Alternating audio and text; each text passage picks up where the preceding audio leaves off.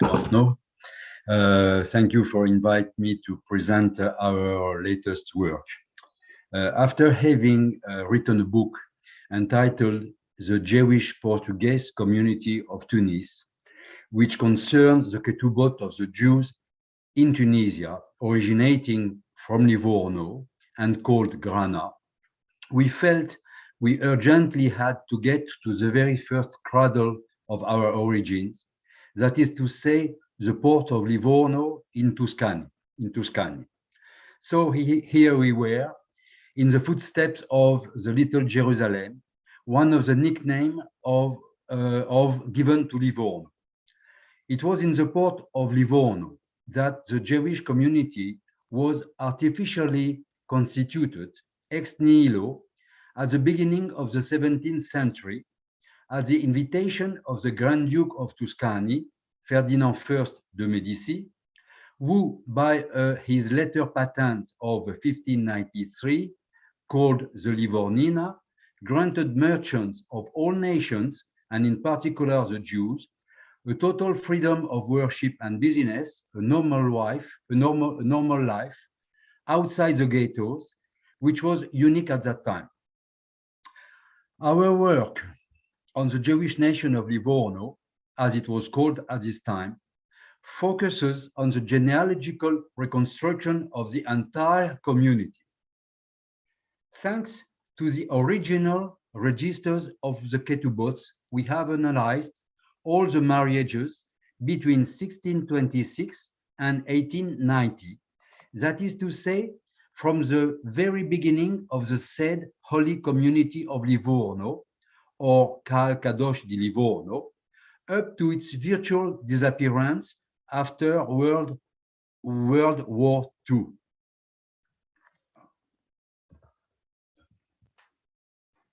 Just a second. Oh, just a second. I'm sharing. Excuse me. Just a second.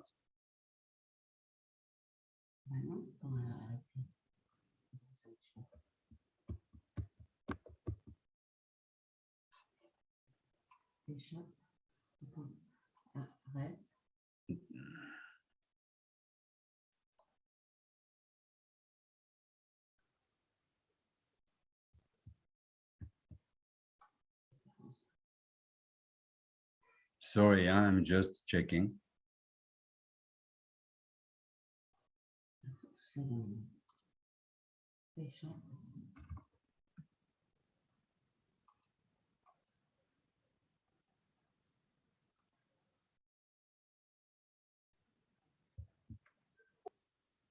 That's it.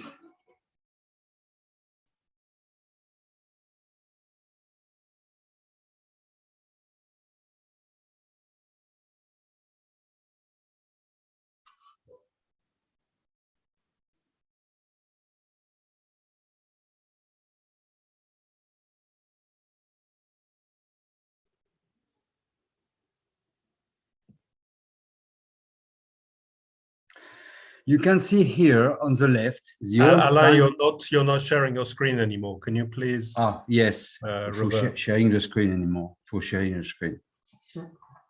Just a second. Sorry. Ah, si, si.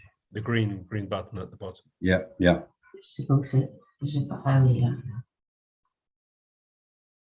Non, non. Voilà, là.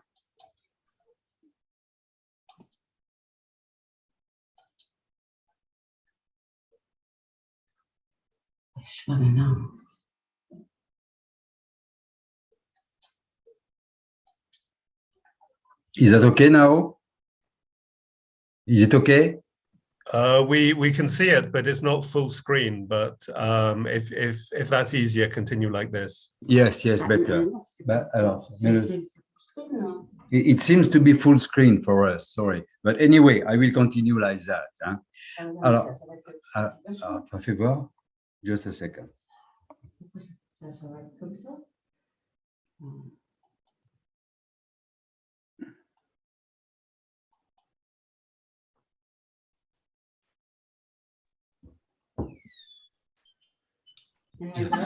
Voilà. Is it okay like that?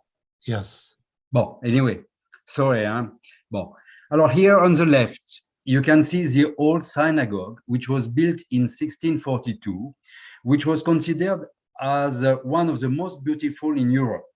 It was destroyed during the American bombing of 1944. Today, in Piazza Benamoseg, stands the new synagogue that you can see on the right, completed in 1962 by the Jewish architect and sculptor Angelo Di Castro. Some marble balusters from the old synagogue have been reused in the new building. From our study, we relied on a very rich body of documents, some about 30 sources, to enrich the genealogy of each family. First of all, the archives of the Jewish community of Livorno. In addition to the registers themselves of Ketubbot, which are the framework of our book, we have drawn up the complete statement of the register of births between 1668 and 1860. That means about 11,000 births. There are also censuses, wills, civil documents, records of proceedings, and other various documents. The Florence State Archives complement those of the Jewish community. More than 16,000 civil status documents between 1808 and 1865 have been listed from the online archive site and indexed in the database, said Becan of our Circle of Genealogy, by my wife Liliane Nedjar. In the Florence State Archives, we also noted the declaration of the names of the Jews of 1809, that is to say 2,300 people, exclusively heads of families, and when applicable, the names of their minor sons. In France, at the Center of Diplomatic Archives of the city of Nantes, we worked on the archives of the General Consulate of France in Tunis. This Chancellery fund is one of the richest and oldest in the world. It has been around since 1582. We have isolated deeds and contracts, powers of attorney, as well as ship manifest concerning the Jewish merchants. We therefore succeeded in following these merchants and making the bridge between the Regency of Tunis and the Toscan port for 20 families of the 18th century. It should be known that the sources from the community of Tunis before 1750 cannot be found. But thanks to these registers of consular commercial transaction, we can go back in time from the 18th century to the 17th century through the Ketubbot of Livorno. This is an example of a file among the large numbers that we have examined. This one dates from the beginning of the 19th century.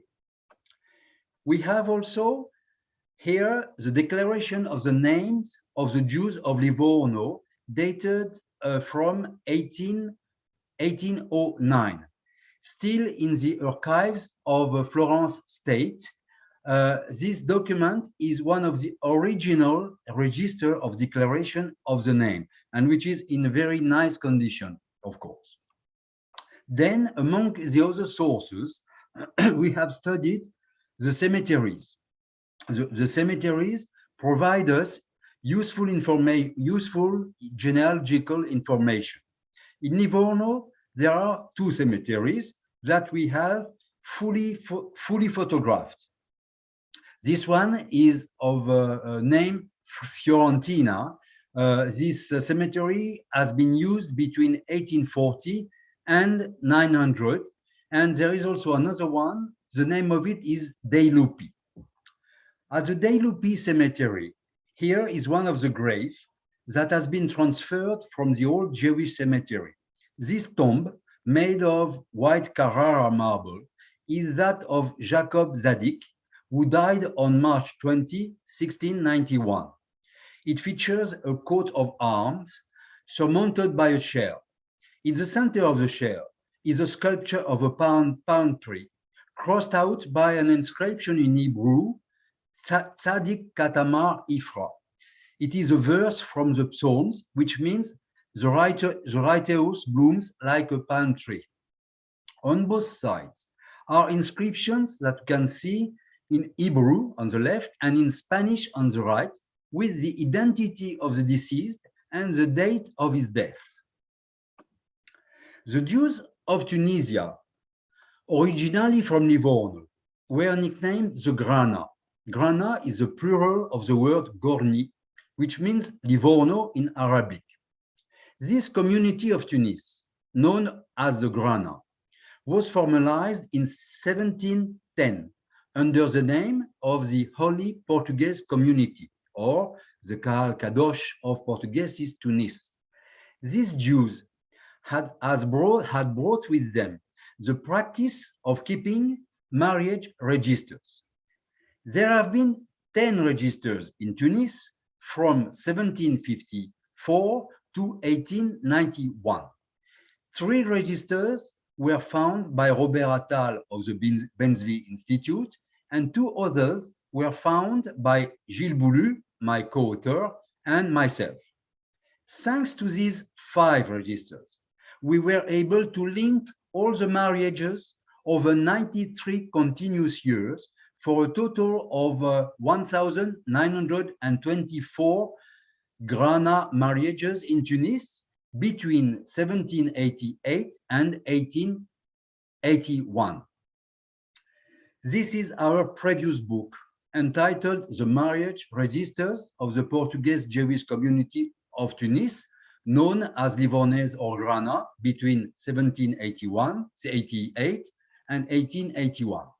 For this first book, as well as for the second book concerning Livorno, which is the matter of my lecture today, we worked on the following sources: the archives of the Benzvi Institute in Jerusalem, the archives of the Chief Rabbinate of Tunis, and also 4,500 photos of the graves of the Borgel Jewish Cemetery in Tunis, provided to us by our friend, Professor Marc Felous, of the International Association of the Jewish Cemetery of Tunis.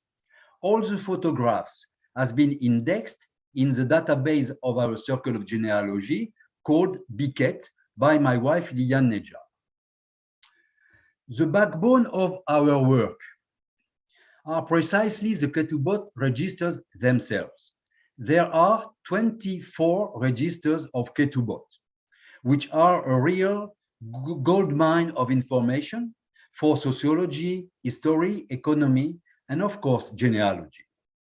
The 24 registers contain more than 6,300 marriage registrations.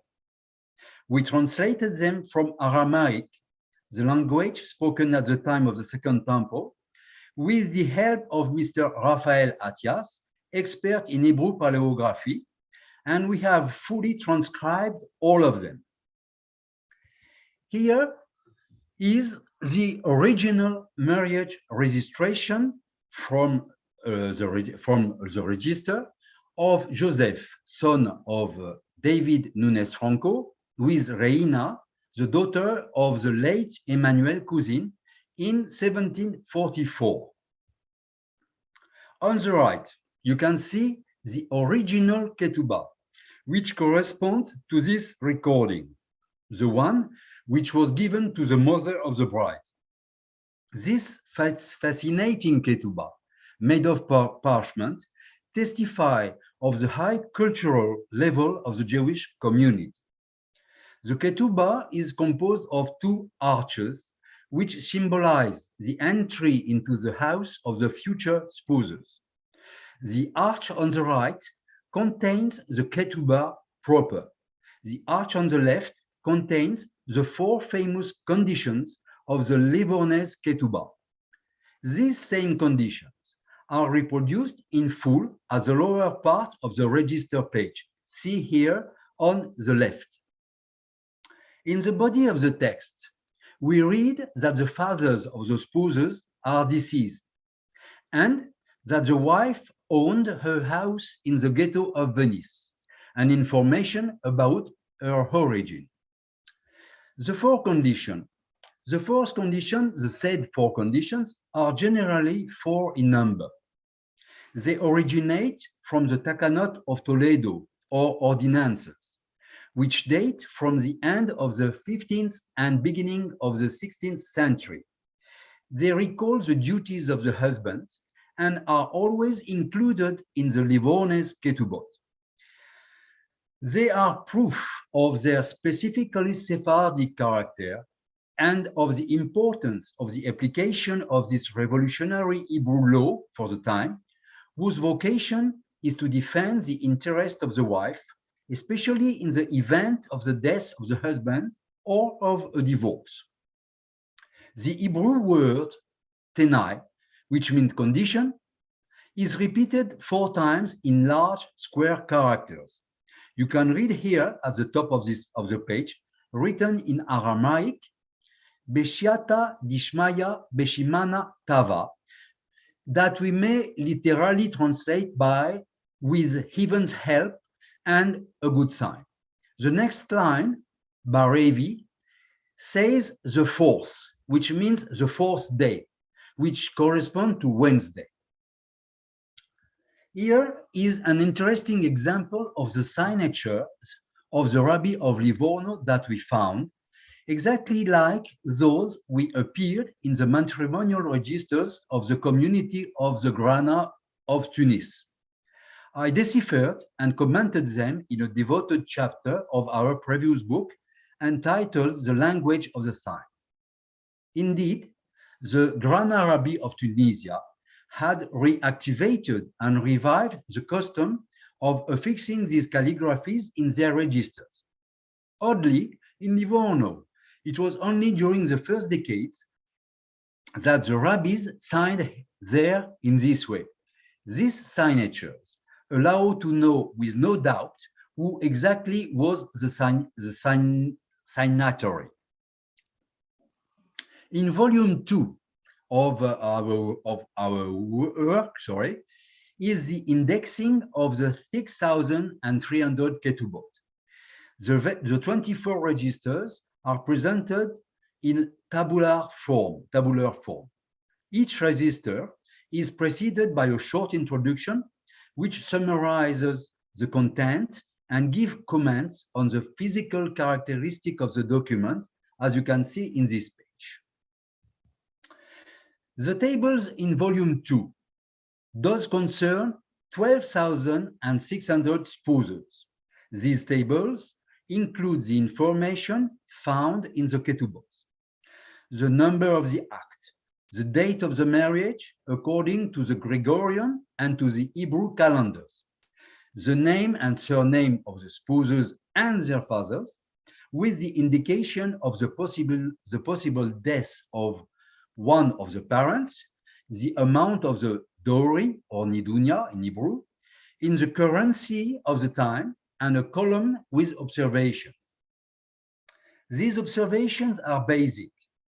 In addition to the name of the signatories, rabbis, and witnesses, we have transcribed the tiniest information from the Aramaic text. The observations are supplemented by additional information coming from all the sources I already listed previously. The country of origin of the spouses is sometimes mentioned. It is, of course, an essential indication to learn about their origin and itinerary. We also have the statistics of the number of marriages from 1628 to 1890.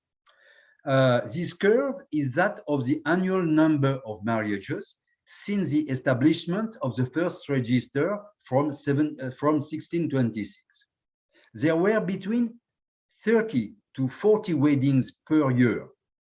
Let us remember that this community was constituted of only a few thousand members. The variation are reflecting periods of growth, aggregation of co-religionists from various geographic origin, but also decreases due to bad economic condition, major crises such as epidemics. Already started in the 18th century, the decline of Livorno, it intensified sharply during the Napoleonic episode between 1808 and 1814, and during the continental blockade imposed by the English. The port traffic, the city's essential economic heart, had collapsed. Had collapsed. This resulted in the pauperization of part of the population, thereby generating their emigration. Many traders choose to go to the Levant, Amsterdam, London, and North Africa, including Tunisia. From the beginning of the 19th century, due to the national popular movement in Italy from 1820, the said Risorgimento period, the number of marriages declined from around 5,300 people at its peak to get to only a few hundred nowadays. Let us remember, however, that from the 16th century, the 17th century, many merchants came and went between Livorno and Tunis for more or less extended stays, and that a part of the Livournaise Jewish community began to settle permanently in Tunis from the beginning of the 18th century. It will be what we call the Grana. An exhaustive analysis was carried out from the 12,500 surnames that we met. From this analysis, it emerges that there are nearly 1,500 different surnames. And if we take in consideration all the different spelling variants, this number rises to about 3,300 surnames. It taught us that 40% of the names are from Iberian origin, 34% are from Italian origin, and 10% are purely Hebrew surnames, and at the end, 9% are originating from North Africa, and the rest is coming from Ashkenazi and Ottoman Empire origin.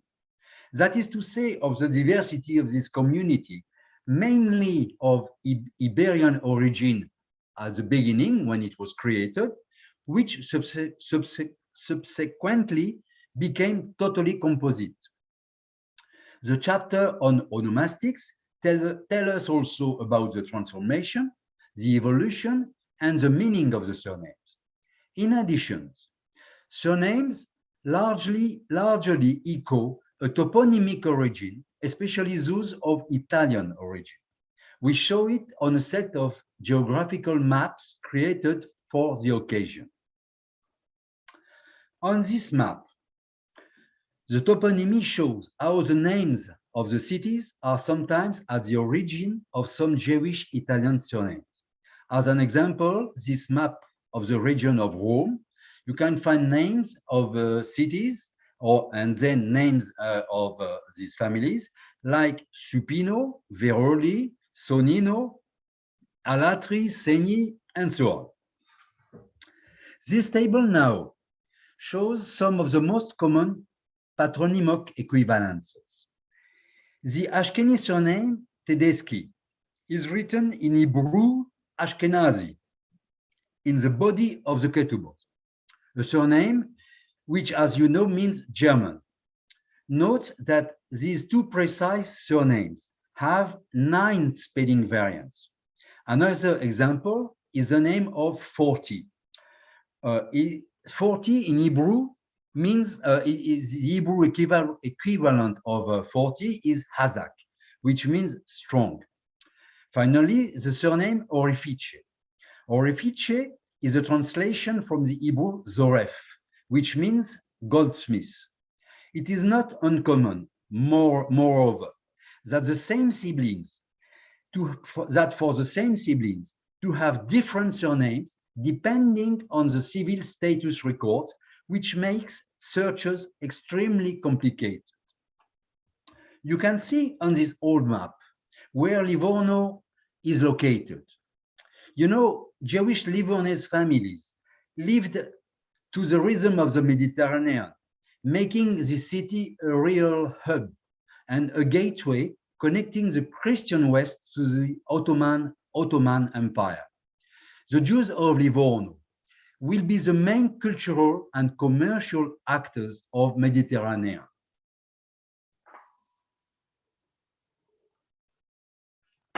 In our work is a specific chapter entitled Genealogies and Family Itineraries. This is a real book within the book, written by Mr. Gilles Boulu. We took advantage of this extraordinary corpus of a ketubot, but not only, to draw up 30 family itineraries. It has been, however, necessary to make an arbitrary choice among hundreds. These families are divided into 5 categories according to their geographical origins. The first category are the Portuguese Marranos and their descendants. For instance, you have this family Bocara, already in Livorno in 1640, the Casuto from Spain, Florence and Livorno, the family Herrera, who arrived from Portuguese and in Livorno from Salonika, the Gutierrez Peña, directly from Spain, Lombroso, you have Moreno, Mendes Osona, Sacuto, and Soria. The second category are these Italians who are thoroughly Italian, like Cameo, Dell'Ostrologo, Levi Soncino, and Recanati.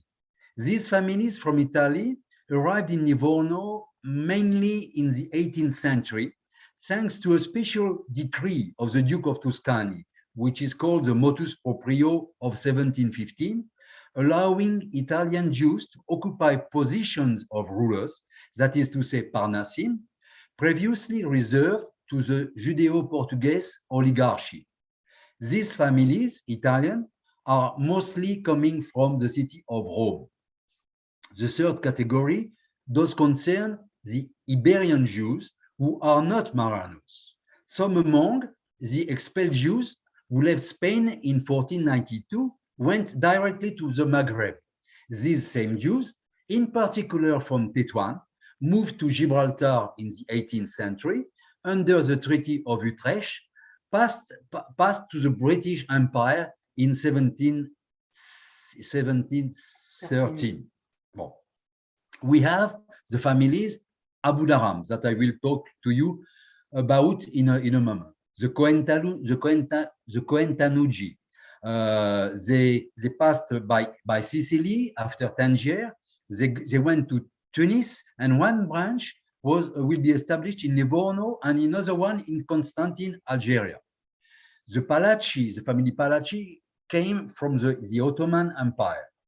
The fourth category are the native from North Africa, native from North Africa. Most of them came from the city of Algiers, from Tunis and Tripoli. We have the civil status registers in Algiers from 1830 to 1840. The same for Tunisia between 1886 and 1970. And finally, the consular protection registers between 1830 and 1913.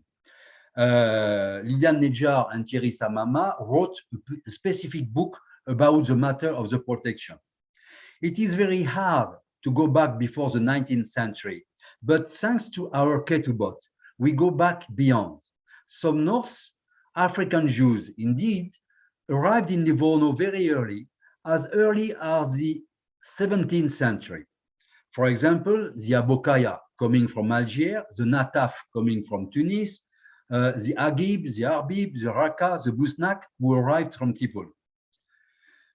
The fifth category are the Jews from France and particularly from Provence. They are the Jews expelled in 1501 by the King of France, Louis XII, during the union of the county of Provence with the kingdom.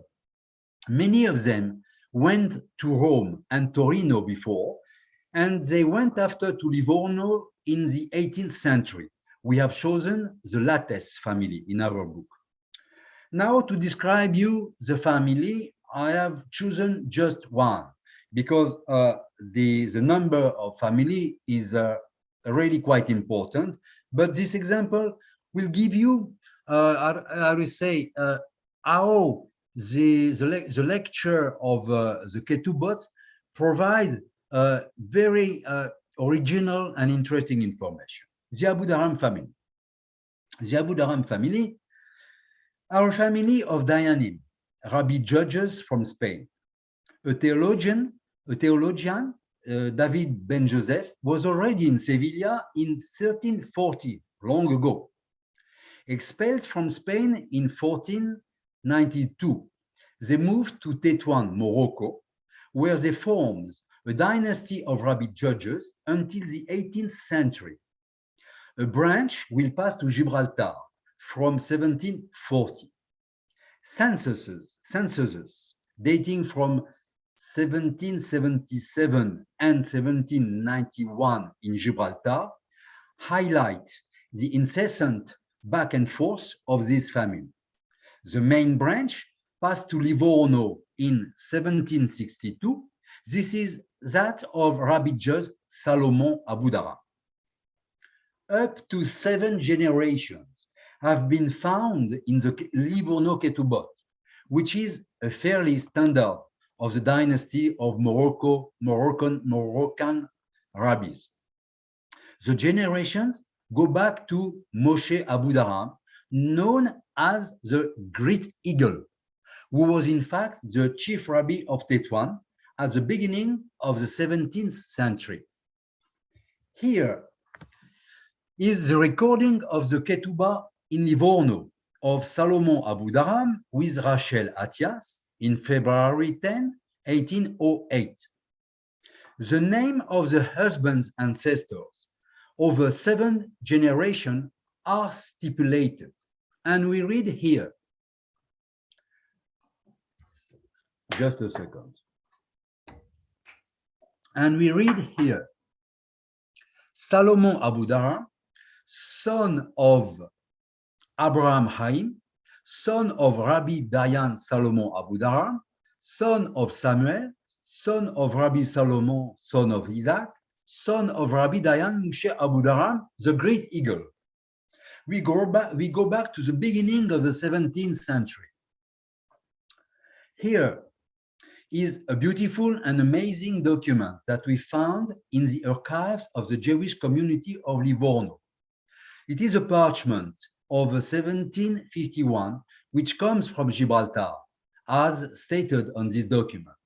This is a notarized document from sources outside Livorno, incorporated into a register of Livorno that we were very lucky to discover just by chance. You can see the signatures of the Greek rabbi of the time, including that of Salomon at the top far left, and the calligraphic signatures of Yehuda Abu Dharam at the top right. The census of Gibraltar of 1777 of the Jews of Gibraltar shows the name of Samuel, 45 years old, and Abraham, 36 years old, along with other members of this family. Raphaël Abu Dharam, 19 years old, born in Gibraltar. You can see the text is written in English. It is written Secretary Office, Inhabitants. Here is the family tree of this famous Abu Dharam family. We can follow the family lines over 7 generations. You can see here in blue the 7 generations of the Great Eagle, Moshe Abu Dharam. You can see the eagle there. At the lower part of the tree, down, we have Solomon Abudaram, son of Abraham Chaim, son of Rabbi Dayan Solomon Abudaram, son of Samuel, son of Rabbi Solomon of Tetuan, son of Isaac, son of Rabbi Dayan, Moshe Abudaram, the said Greek eagle. In our book, we give more information because we give, in fact, nearly 10 generations about this family. 10 generations about this family, which is quite exceptional. Our work embrace all the ketubot of Livorno during several centuries. Of course, it has brought us very important, huge information. Our work is a continuation of our previous book on the Livournaise Jews of Tunisia. But this time, it does concern a much broader framework, that of the Mediterranean Jewish world on the one hand, and that of the contemporary Livournaise diaspora on the other. Those who had ancestors from the Mediterranean rim have a good chance of finding a ketubot and a patronymic in our book, as we have noted some 1,500 different surnames of Sephardic and Ashkenazi origin. But the story does not end there. A few months ago, Portuguese famous genealogists, descendant of Marranos who remain Christians and who live in Lisbon, bought our book. They contacted us immediately because they were amazed to find the brothers and sisters of their ancestors who had left Portugal for Bordeaux, France, Amsterdam, and Livorno, where they chose to become Jews again at the end of the 17th century. This is precisely the case of Luis da Costa and Leonor Fajardo, Catholic, married in the city of Tavira in Portugal in 1683, the document on the left, and surprise, this same couple remarried as Jews in Livorno in 1689, that is to say some 5-6 years later, the document on the right, under the name only a little bit different to Daniel Arroyo da Costa and Judica Fajardo. Of course, this opens new perspectives, linking the Livournaise Jews to their 15th century ancestors in Spain and Portugal, whose Christian descendants now still live in Portugal. But these are new adventures. Thank you very much. I hope that I have not been too long. I hope it was interesting. If you have any question, tell me. Thank you. Thank you very much. That was absolutely fascinating. And it was really interesting also the very last point that you made in terms of people returning to Portugal, because this is something that we see, and yet there seems to be a general reluctance within the Jewish world to accept that there is traffic in both directions. I have some questions slightly off topic, so perhaps Ton, if you want to go first. Yes. Kevin Martin thought that maybe some of those copybooks of Ketubbot were pre-printed. I had the impression that they were handwritten. If they were pre-printed, then you would only have to fill in the names and the amount of the dowry, etc., etc. Which were there pre-printed registers of Ketubbot in Livorno? In fact, you know, what we had discovered is when we went to the archives, there were really thousands, I mean, a huge number of archives. And let's say that by chance, we found the registers. When we understood that these were the registers of marriages, everything was written not only in Hebrew, but in Aramaic. And not only in Aramaic, but it was by hand. And it was written by some scribes, but I mean centuries after centuries. So it was very difficult to read. So I was lucky that we had just in front of my home in Paris, a rabbi that I knew, who was aware about all these languages. And this guy taught me, he told me how to read. And progressively, months after months, and after, let's say, 3 or 6 months, 3 or 5 months, I was able to read, not to translate all, but to read the main words. So it took us, just the translation took us something like 2 years and a half, just the translation. But we understood that we had in hand something unbelievable, because I do consider that this is maybe the first time in the Jewish genealogical history that we had the possibility to have an amount of information from the beginning of a community to its end, which means something like almost 300 years in continuity. And this is really how do you say, this is magic. You see what I mean? I do not know if such information exists elsewhere. And I do consider that, of course, we were very, very, very lucky. Yes. The Ketubbot of Amsterdam started in 1673. And from that moment on, they are uninterrupted. Also, yes. it was written in Hebrew, of course, I guess. Yeah, it was.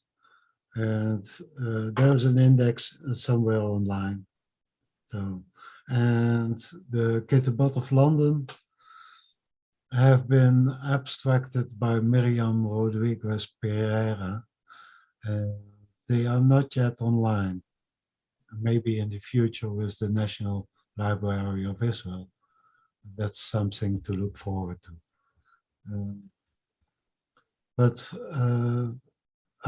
And these begin in 1693 and continue until this day.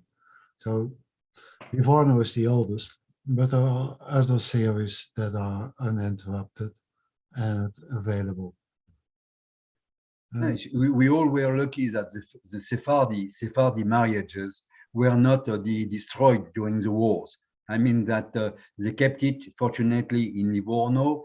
They kept it, I know, in Pisa, or they kept it, of course, in Amsterdam and in France, also in Bordeaux. We were lucky because we know that the Ashkenazi archives are rather difficult to find. I mean, it is much more difficult. But what was also interesting was for me to, how to say, to understand how clean, how organized were the nations of Jews of the time. I mean that already from the 17th century and the beginning of 17th century, everything was organized. And if it was organized at the beginning of the 17th century in Italy, it means that it was also organized in Spain and in Portugal. You see what I mean? So it is a continuity of organization. And I'm sure that our purpose today, for instance, would be to find the links in between Italy, Livorno, and the Iberian country, Portugal and Spain. And I am sure, but I cannot do everything, but I am sure that there are searchers today who are working on the matter. And my dream would be to link these two countries. Gina Marks has a question. She is happy with your book. She found her ancestors in there, namely Ascoli. And she wonders if there's any possibility of seeing the original Ketubbot. Are they online somewhere? No, for the moment, they are not online because we have not the right to do so. I think that it might be possible that in some few months or years, I don't know, the community of Livorno would put them online. But this is their belonging. They have started with a civil status already, and yes, and the birthdays. Well, but for what concerns the Ketubbot themselves, they have not done it, and I have not the right to do so. I mean that this is their belonging, and I cannot do it. Okay. And also, there is a thing is that even our book, this is our work. I mean, we are still working on it, and we cannot already put this online. And of course, it is written in Hebrew, in Aramaic. So, our book summarizes everything already. A personal question for me. Many of the Ketubbot in Amsterdam mention notaries, and do the Ketubbot of Livorno also mention notaries? I mean that on the Ketubbot of Livorno, we only saw the signatures of the rabbis and some notaries, that's right. But in the archives of Livorno are also a huge number of notaries' acts, deeds, and all that. But wills, I mean that for who goes there, he can spend years to study everything, because in the detail, these notary acts and wills are extremely interesting. But you know, to do so, you must first stay in Italy several months, if not several years, speak Italian, read Hebrew, and so on and so on. So it's not a matter, it's not just a love affair, you know what I mean? It's something much more complicated and longer.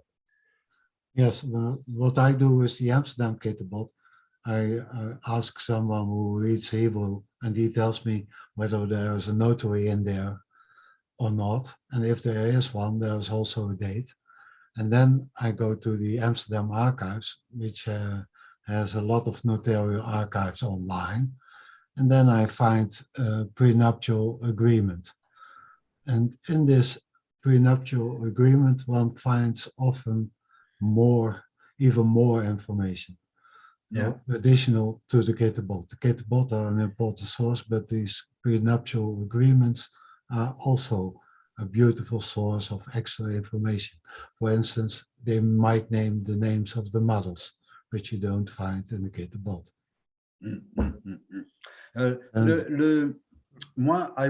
We were astonished, surprised of the quality of the documents that we found. I mean that they were not deteriorated by the time, and everything was nice. It was unbelievable to touch with your hand. You see what I mean? Documents of the 16th, the end of the 16th century, just like that, and you can read them. So, I mean, it is passionating. It is passionating. The moment that you put a finger in it, then you put the hand, then you put the arm, and so on. So you have also to understand that what we do it for free. I mean that I personally do not get a penny out of that. You see what I mean? Even at the contrary, because with my wife, we spent weeks and weeks in Italy, weeks and weeks at my cost, working. So it adds, let's say, modesty apart, it adds to the value. But all members of our circle of genealogy, they do it for free. This is why our circle has to be taken in good consideration. Hello, Adam Brown. How are you, Adam? Il est là, Adam. There's a remark from Bob Kozowski, and he says, I can't think of any comparable documentation for Ashkenaz Jews going before the 19th century. So this is really amazing research. It was wonderful, Alain, and I hope we can get over Omicron quickly, and I'll come see you and give a talk in Paris. How is that? We hope so. But and I am organizing a show in Paris at the end of November next year. Maybe you might come. I will let you know later. November 22. I'll be there. You'll be there. I'll Okay, be there. November. I'm Another putting thing. it Another thing that I have to tell for everybody. I am from Tunisian origin by my father. My father was Nedjar and Marek. Bon, but my mother was from Livorno. My mother's name was De Paz, Calvo, Douani. So this is a reason, a plus, let's say, and the reason why of our interest. So I am a mixture of Italian and Tunisian, which is quite interesting. Because it allowed us also to write books about that mixture of these Jews. And you know, at the long run, we have proved that there is really a mixture in between the two communities, those from Italy and those from Tunisia, and same today in France with the Ashkenazi and the Sephardi. I mean, progressively, it makes just one people.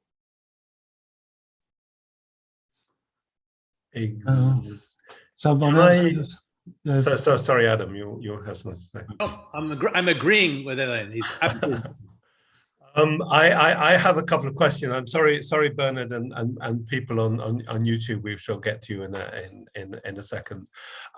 My first question is about any connections with Venice, which in terms of Sephardic genealogy is a bit of a black hole, especially with respects to Levantino families who may be moving from the east to west. I mean, is there anything to say about relations with Venice? I have not studied Venice precisely, but I know that Liliane, you have the birth from quand depuis quand à quand? De quand à quand? I know that my wife have studied the birth, the marriages, and the deaths about Venice. I might send you the information. Because in fact, the archives about Venice are online. Well, I think they're in the health documents or some such. Yes. Yes. But of course, from the moment they are online, the Jews and the Christians they are mixed. So you have to read and to separate. You see what I mean? And yes. Then to register. Well, and some of this information are. All the information already are in the database Becan of the Circle of Genealogy, because she is Liliane who have done all that. This is why I'm asking her. Yes. And but there are in the database Becan a lot of information that you can find. Okay, and there's another question slightly off topic, which is probably also for Liliane, that research I'm doing elsewhere on the emigrant communities. In Florence, are there registers from the Grand Duchy of Tuscany's consular offices abroad, say in the Ottoman Empire and Egypt, for sort of births, marriages and deaths in those places? Oui,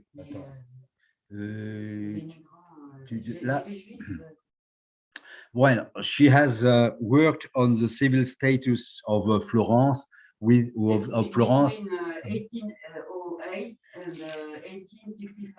between 1808 and 1865, and she registered how many names? 15,000 names. Wow. 15,000 names. But about the consulate abroad, we have not done yet that kind of research. You know, you have to, the best would be to go to Rome, to the city of Roma for this. But you see, the work that we have done took us really a lot of time, and it was difficult to go to do more. And also, no, there is also one of the reasons is the COVID. Is the COVID. I mean, the COVID prevented us from going back to Italy. You see, we are still working on chapter 3, but we lost 2 years because we cannot do, you know. And also, to tell you frankly, this first book that we wrote took us a lot of time to work on and a lot of time to promote. You see, it's not a simple affair, but you know. No, it's a masterpiece. So it takes time. It's a masterpiece because there were really many information we had to translate, and not only it was not coming from the Ketubbot themselves. I mean that we added 30 sources of information, which means information coming from everywhere. Yes. And for example, graves. We used some 4,000 photos of graves. 4,000 photos of graves. So each photo is to, you know, to cut, to describe, to organize, and so on and so on. So c'est ça, en fin de compte. Voilà.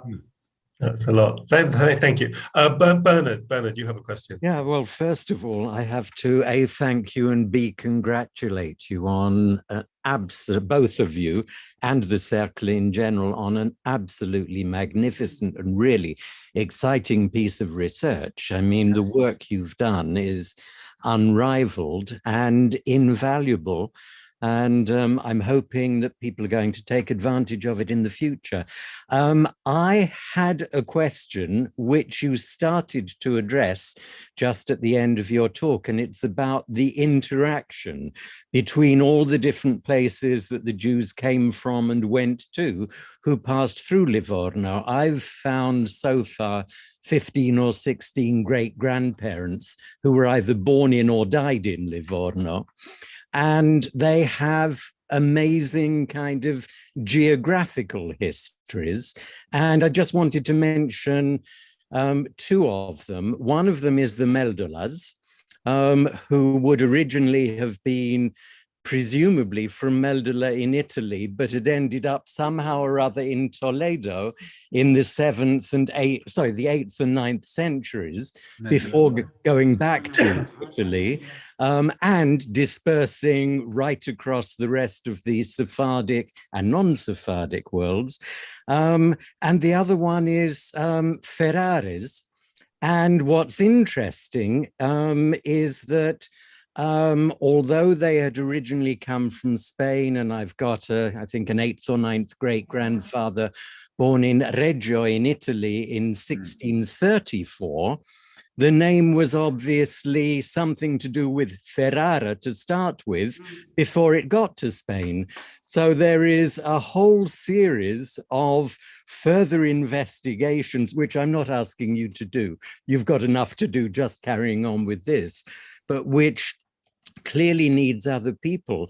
And this is a kind of an appeal now, because this is what I think David and Ton have been setting up, creating the contacts and contexts in which people can start collaborating on doing this kind of multi-century genealogical and multi-geographical research, because I think through the contacts that they've been building up through Sephardic World and Sephardic Genealogy, it creates the possibilities for people to say, I'm working on this bit, and we could come together with people who are working on that bit. So once again, thank you for the excitement and the inspiration. And I hope that it will lead to lots more exciting things going not just around geographically, but back in time, and providing those links that you were talking about at the end of your presentation. Merci beaucoup, Bernard. Thank you very much, Bernard. But in fact, each of us, I mean, should it be David and Ton, should it be Adam Brown that I know, and each of us, we contribute finally build the architecture, the solid architecture of our people. I mean that it is just like that, bit by bit, that we progressively solidify our roots. And, you know, it is also a way to connect with the past, to have a revival of these people that we go in their home. I mean that each ketubah is like if you are in a building and knocking at the door of the people. Hello, who are you? I am Mr. Nedjar. Are you, your family, and this and that? And then their generation and their parents and their son and so on and so on. So progressively, when you have done all this work, you feel like if you are living with them. They are not dead. You make them revive. And this is extremely interesting because, in fact, it has no time. The time does not move. We are moving around the time. And we have the feeling that, I will say, that the matter of time, of past, does not matter. What is important, finally, is that we have in memory all the story of these people, and they help us to see, to understand who we are, where we go, and also to keep in mind their memory. And this is really a pleasure. It is, I will say, it is difficult to explain, but we know some of these people of the 17th century or 16th century more than our own family. Yes. You see what I mean? We have been able to get into the, how do you say, the divorce, the marriage. It is extremely exciting. Thank you. Thank you. And I think it's no secret to some people here to say that we are sort of working on some grand model, genealogical model of the Western Sephardic diaspora, and we'll have some announcements next year. Before we go to Ali's question, Kevin is asking whether there are any plans to put these 4,000 photographs of graves online.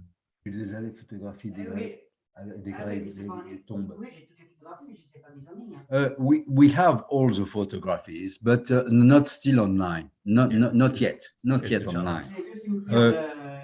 We have the two cemeteries of Livourno and the one of Pisa, and we took all the photographs. But Liliane is working on that, so it cannot be put online just like that. You know, we are.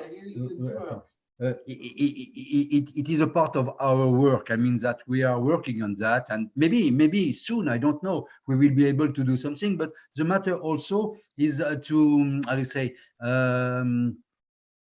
c'est de payer ça, comment ça s'appelle, de payer, il faut que ce soit rentable.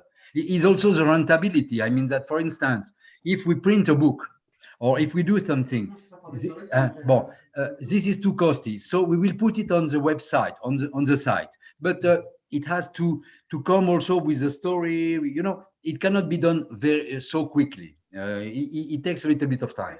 It's a huge task. Yeah, thank you. Ali, you have a question. Yes. First of all, I also want to thank you, Alain and Liliane, for an amazing body of work, and congratulate you on that. My question is about, I think you mentioned at the beginning of your talk about the birth registers in Livorno being available, and I believe they're online on a web page called kdos.net. I don't know who owns that. Is that the Livorno community itself, or some other community? But have those been transcribed as well?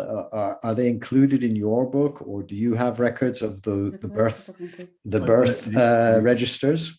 Les registres des naissances. Oui, j'ai traduit le premier du XVIIe siècle qui était en portugais. Oui, le registre des archives. Des archives, mais... Des archives, bon, j'ai... Mais où est-ce qu'il est?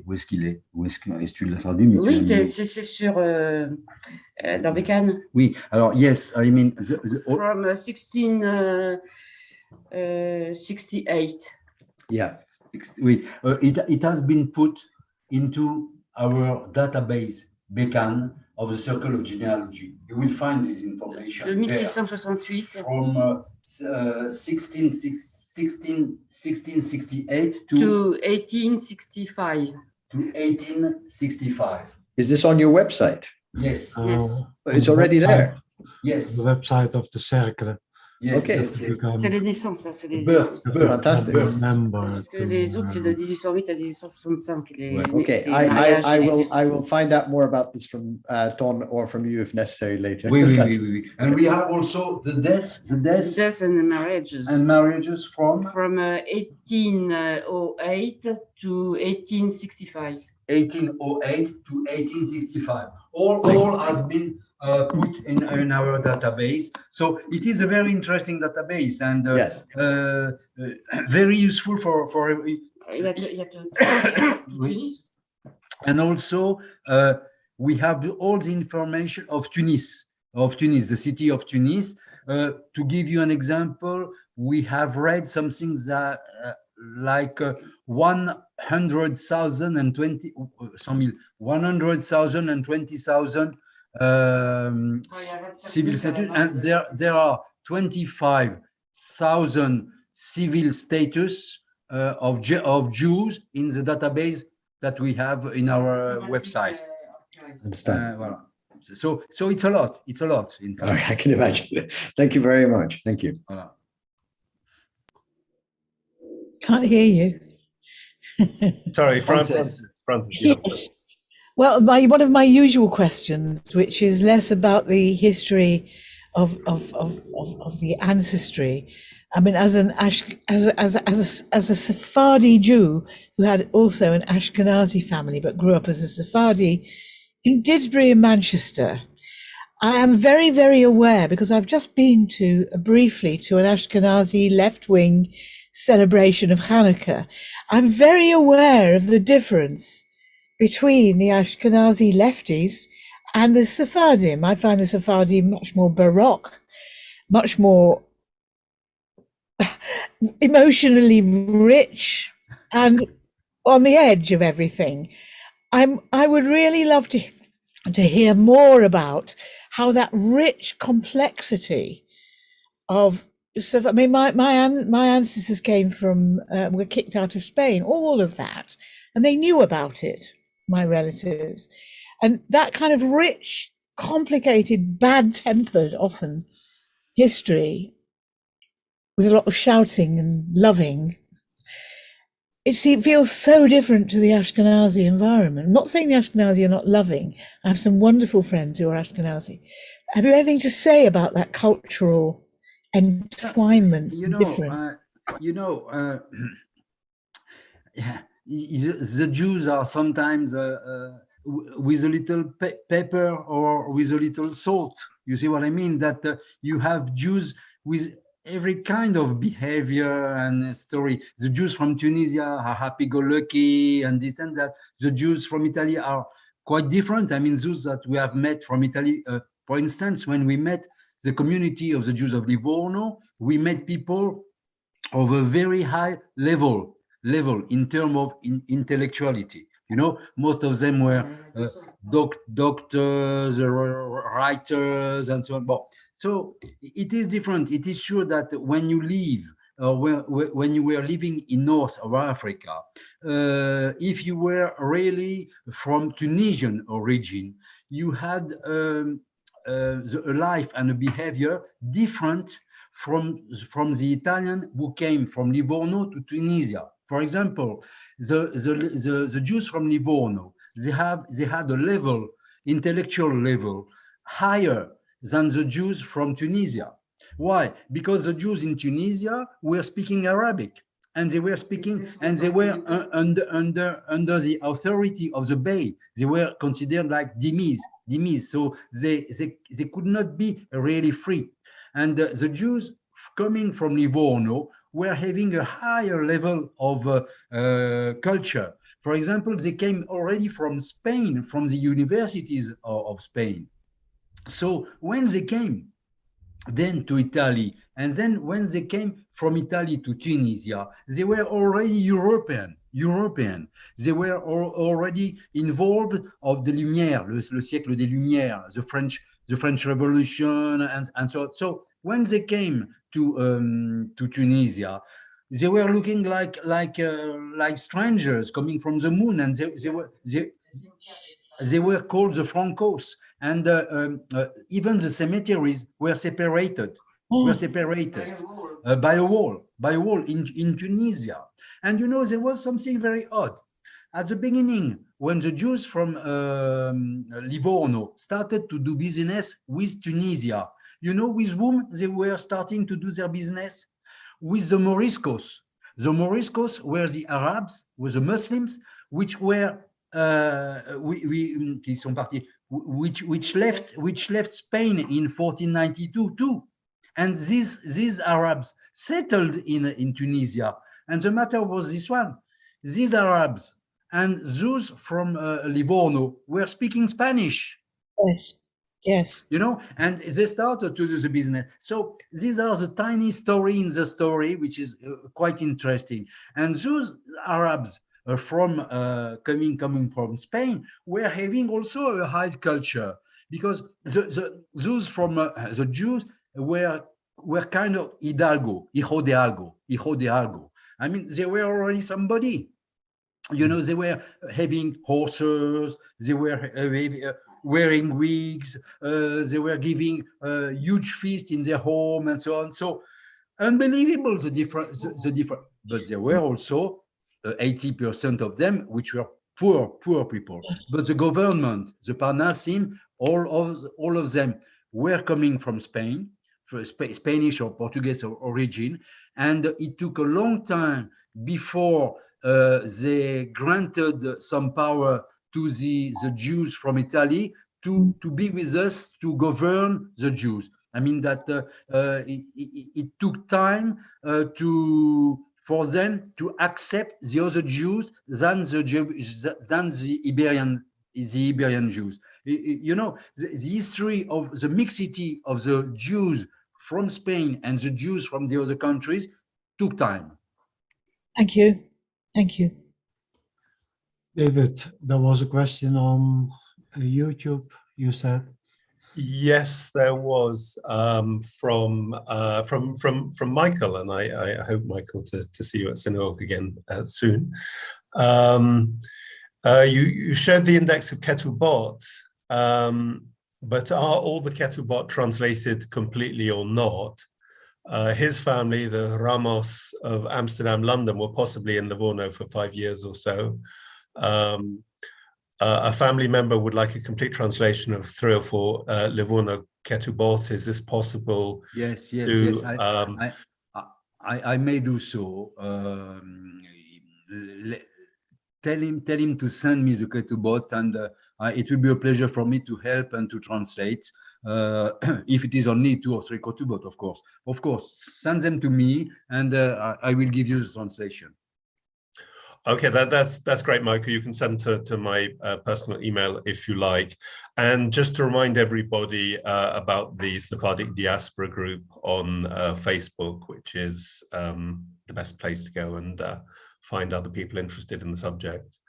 Ton, is there anything else? I'm very aware that Alain is appearing on French TV in a few days, and we're kind of exhausting his voice.